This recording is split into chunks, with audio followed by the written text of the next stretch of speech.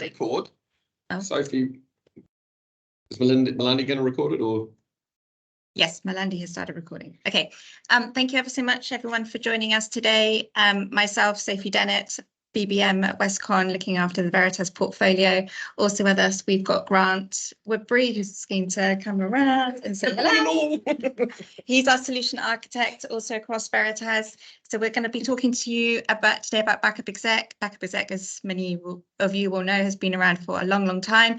Now on version 22, just about to release version 23 with some additional key functionality capabilities, which is super exciting, making it even more slick and accessible. And today we're also around how we do backup to the cloud and taking all the effort and complexities out of that and how we use AWS. So think BYO, but we do it for you. And with that, I'm going to give you to Grant. Good morning, all. Thank you for your time. If we can keep questions to the end, because I know we're all embarrassed by being recorded. So when we stop recording, there's more questions. Feel free to reach out to us or drop them into the chat session. So, okay, but is that slide? Okay, good morning all. So backup recovery, it's still a known problem, right? We are now in this hybrid world of some on-site and some in the cloud. It only changes things for the worse. There's positive outcomes at the end, but obviously increased complexity. It's only still growing. And you have your security risks out there, right? And then, of course, that variable cloud wastage efficiency. Those are very common conversations. That's what the clients are experiencing. Backup has been a problem since we started IT. If you look at the customer's perspective, you know, nearly 100% of them have got some sort of risk or been attacked. It still points out that 46% of your risk and your errors actually come from inside the corporate systems. It's the users themselves that are clicking on links and downloading things or plugging things in or breaking things. Even worse, data theft. All right, 65% of the clients have had a ransomware attack of some form. Hopefully it's been kept out, but as you can see in that 48%, nearly half of them have ended up losing or not being able to recover fully. Right. And of course, then that score of, say, although some people rate themselves as being able to resist, they have set up their security and then keep those bad actors and what have you out, still 15% think they haven't completed that task.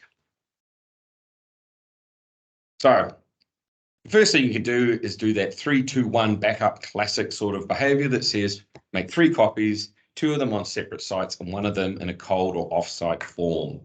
And that's the bit that we say we're delivering quite easily here, that we can give you all of those functionalities in the style, in the design, and in the process from on-site or cloud-based to a separate cloud.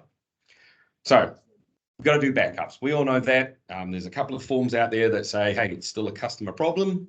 You still have to have the right security around that. And the classic when you go into the cloud is you will leave holes in there.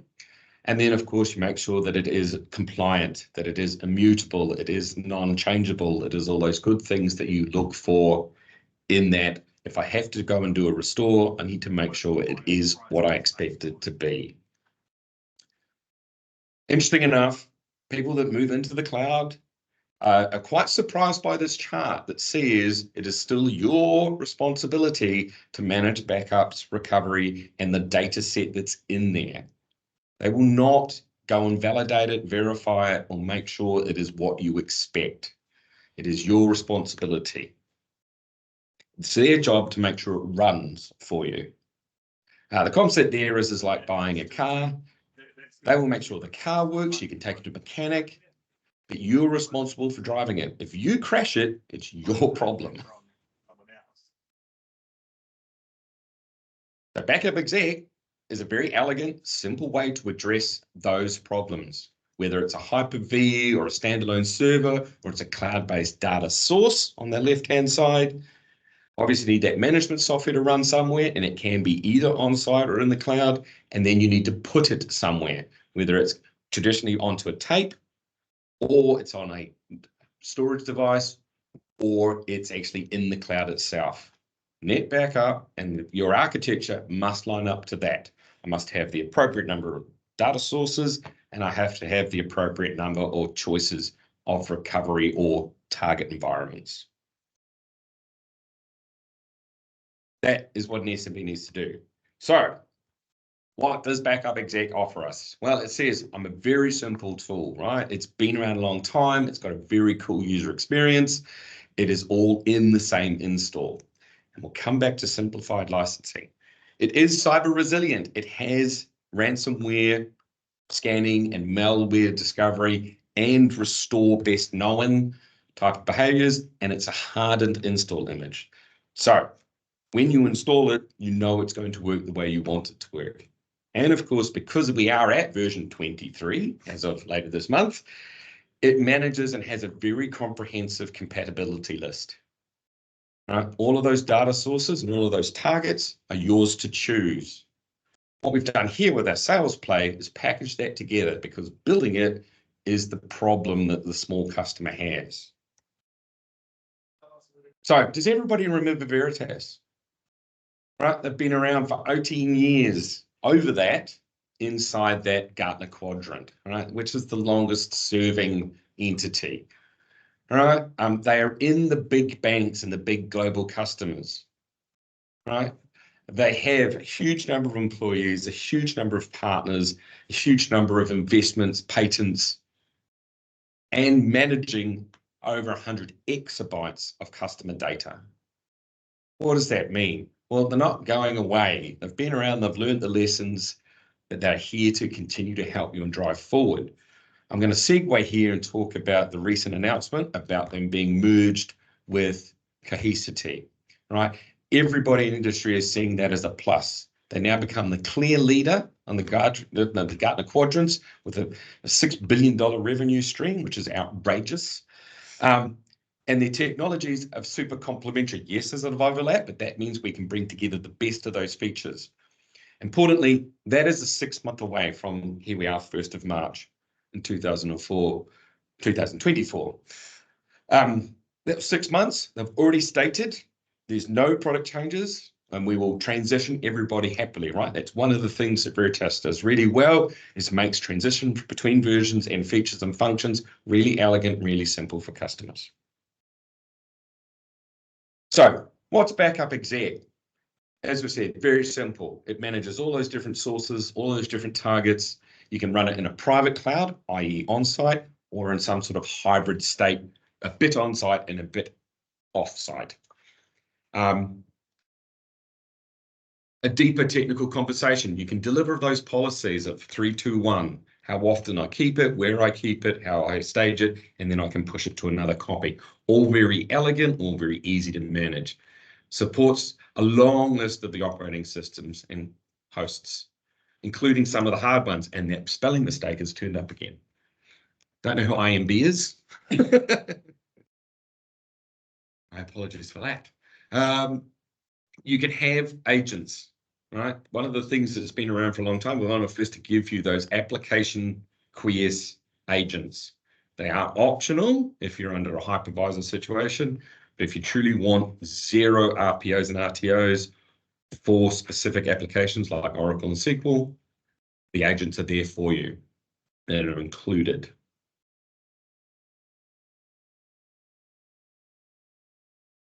So Backup Exec meets a whole bunch of those critical processes from small to medium to even large environments. Very comprehensive capability. The new ransomware capabilities were backed by the Veritas Red Labs people, have got the latest and greatest signatures, are looking for those intelligent things, right? It's integrated to SaaS. It phones home, you get telemetry, all of those things are there. You can run it in a multi-tenant environment. I can have what they call a distributed environment, Backup Exec running locally, but managed centrally, as well as in the cloud. It's been around, it's leading the world, and truly it's one answer to the problem, not a set of bolt-on things. They own and integrate everything. And it has won awards. In fact, it has won awards this year again in 2024. Right, well integrated, fully certified, fully compatible. One of the ones, we're up to actually version 22.2, hence the 23 announcement coming this week, meets all of those certification encryption standards. It has two-factor authentication built in, which is quite rare for entry-level technologies, right? Meets and has a specific GDPR deep inspection capabilities. It says we will try, look, and protect you from private information. Right, it meets all the latest and greatest object locked and S3 technology requirements. So that says if you put it in S3 and it is committed to a certain retention date, we follow those global standards. And you get to choose whether it's Azure or AWS. But in today's situation, we've said go to market with an AWS because our team can integrate that for you. Obviously, it only ever gets faster with encryption, accelerators, and caching technologies, the change block differential styles. All of those things are there to make it as efficient and as lightweight as possible on the server, the network, and the other parts of that infrastructure. That is especially relevant when we're taking it out of M365 because we do not want to suffer egress charges. You know, you'll come back to that conversation when we talk about our sales play. Obviously, VMware's been quite an interesting conversation recently, but certainly it is well integrated to that. It's well integrated to the physical to virtual. I can cross restore from an AWS instance into a Microsoft instance, from a physical to a virtual, and vice versa, which is incredibly important. And it also does that incremental restore capability that VMware now touts, that we don't have to do a full VDMK rewrite. We can actually merge it into the VDMK, and so only a smaller restore and thus a faster restore time can be executed. And lastly, there's only ever new versions, and that's the power of Veritas and their size, that they are always looking and keeping abreast of the latest and greatest versions.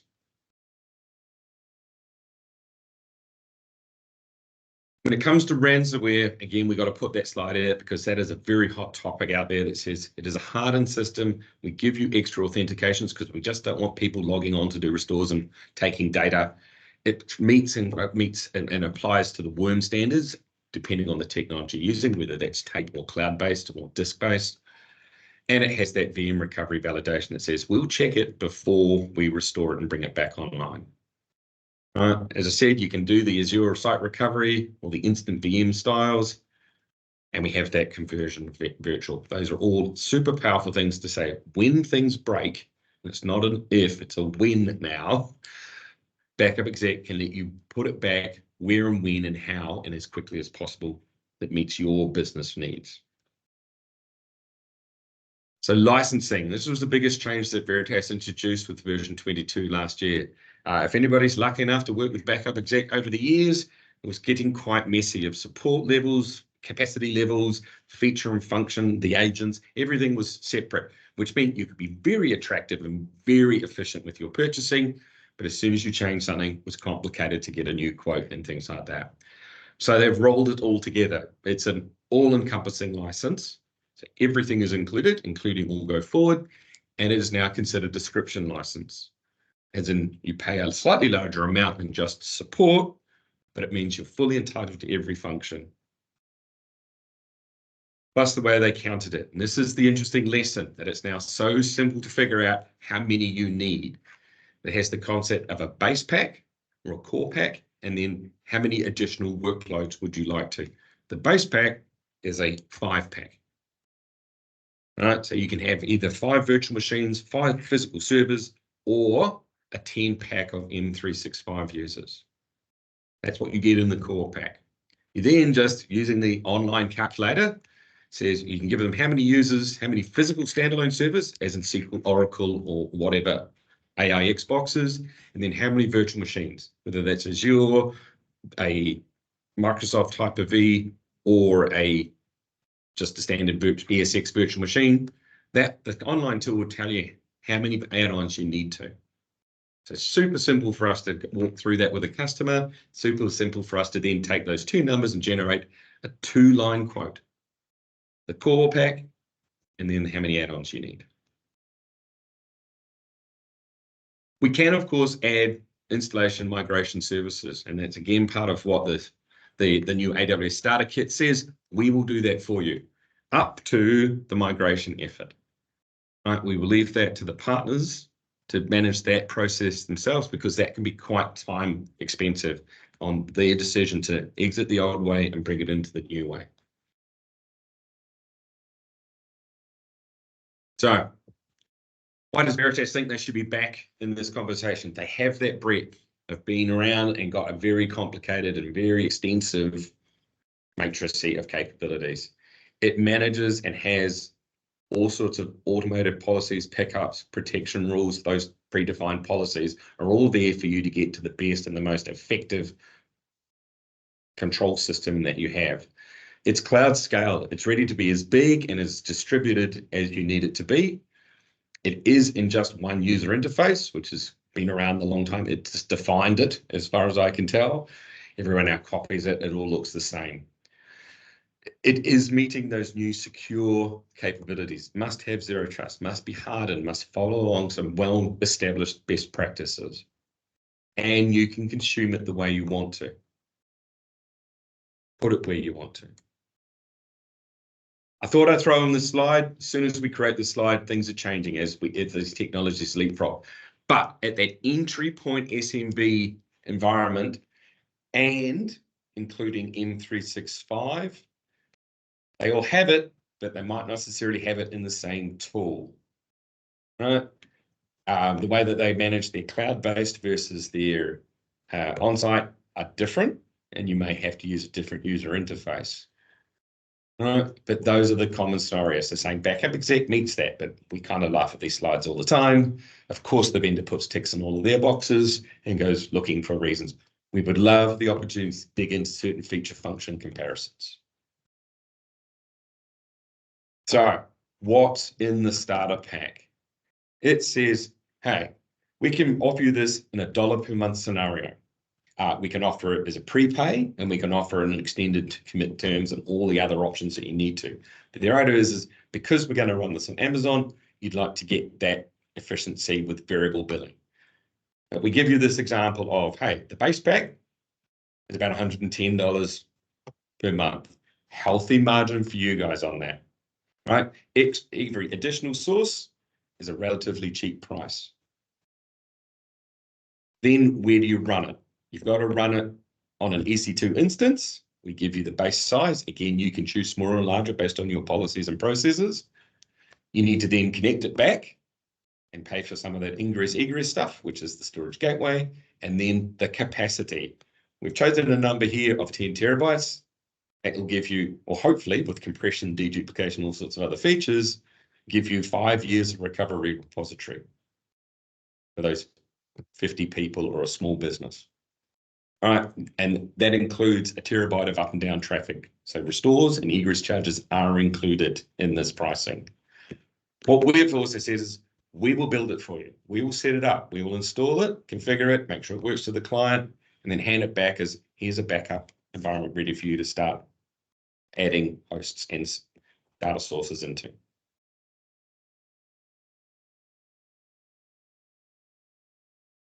So what we've offered you is this, a pre-packaged environment. We can give you pull-out plays, email templates. You can have this recording, and you can actually give you an on-site trial copy of the software. Right? It won't obviously activate an AWS instance, but we can actually do that as well. But don't assume that we could be converted to a production state if you require. It's very easy to quote, because if you tell us how many data sources, we can spit out that quote in minutes. Right? We can get into competitive and feature comparisons. There's lots of online resources available to you.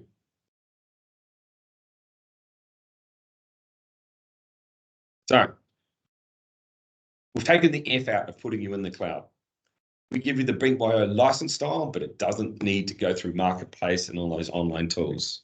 It's targeted to bring back some entry customers, new partners, and new capabilities, an easy way to onboard with AWS, start using those credits, start at $1. There's all sorts of bonuses and advanced things, but it's a nice, easy, good, known use case for both vendors. Right? What it looks like for you as resellers, it's a single PO. You get recognized against all those rebates and partner programs for it. The customer then can get that simple bill every month if they so desire. Right? Very easy to add and expand your AWS capabilities, very easy to add additional security policies.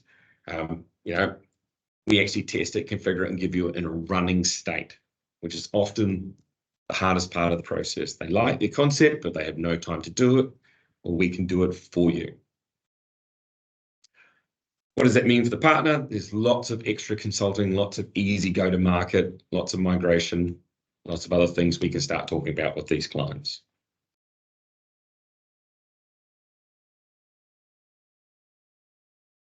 The team, you've met Sophie.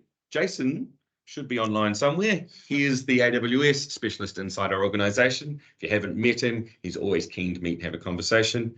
I'm available for all of these things, point you in the right direction, and come out and help you through those demonstrations.